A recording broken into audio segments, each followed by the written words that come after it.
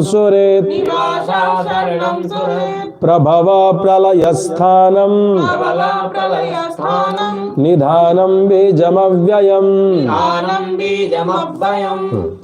गम्यत इति गति है।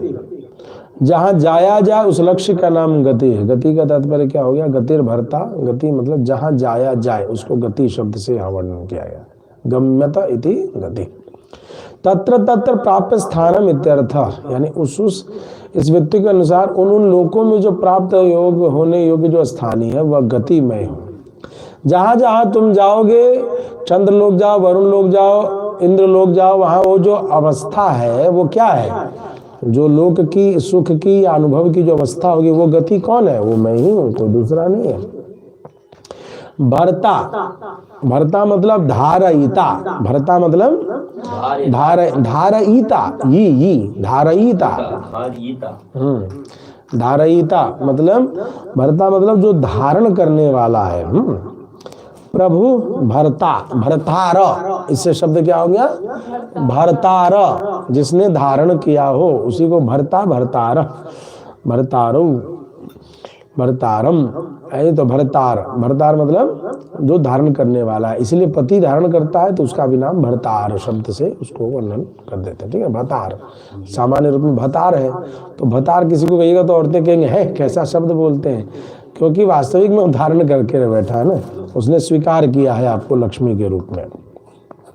प्रभु शासिता, प्रभु शासिता, प्रभु मतलब मैं शासन करने वाला हूँ। साक्षी, साक्षात दृष्टा, साक्षी मतलब साक्षात दृष्टा, मैं साक्षी हूँ मतलब भगवान जो है हम समस्त कर्मों को देखने वाले साक्षी हैं, प्रत्यक्षी हैं, वो छिपे नहीं आपके कोई कर्म उनसे।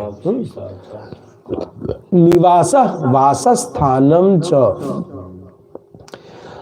वेशमादि, निवास मतलब क्या हुआ? वासस्थान, निवास क्या हो गया? वेशमादि, वेशमादि मतलब घर और आदि जितने वासस्थान है वे सभी, यानी जो घर है वह भी क्या है?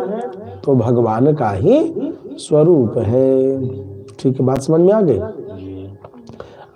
शरणम इष्टस्य प्रापकतया अनिष्टस्य निवारणतया समाश्रयणीय चेतन शरणम, इष्ट की प्राप्ति, इष्ट से प्रापकतया और अनिष्ट से निवारणतया और अनिष्ट की निवृत्ति के लिए समाश्रयणीय, जिसका आश्रय लिया जाए, जिसका आश्रय लिया जाए, ऐसी चेतन का नाम शरण है।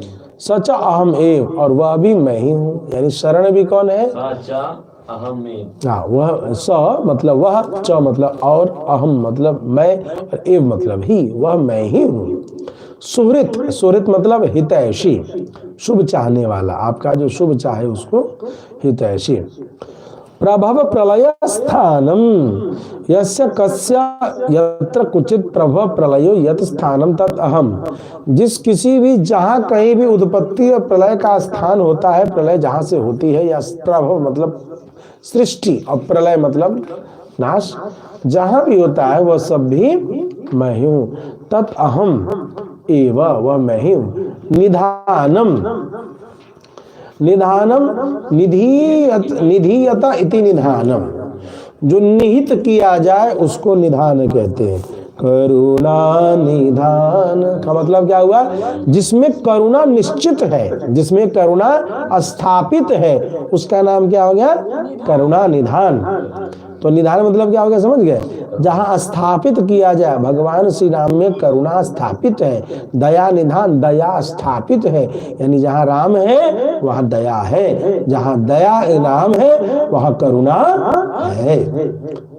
उत्पाद्यम उपसंहार्यम च अहम एव इत्यर्थ, इस व्युत्पत्ति के अनुसार उत्पन्न और उपसंहार किए जाने योग्य वस्तु का नाम निधान है, वह भी मैं ही हूँ। तथा अव्ययम बीजम तत्र तत्र व्यय रहितम यद कारणम तत् अहम एव, मैं अविनाशी बीज हूँ, जहाँ तहाँ तत्र तत्र जहाँ तहाँ भी व्यय रहित, व्यय रहितम यत, जो जो नाश रहित कारण है, जो जो नाश रहित, व्यय, व्यय मतलब खर्च जिसका होता हो, नाश रहित जितने भी तत्व हैं वो सभी मैं हूँ। अविनाशी जितने तत्व हैं वो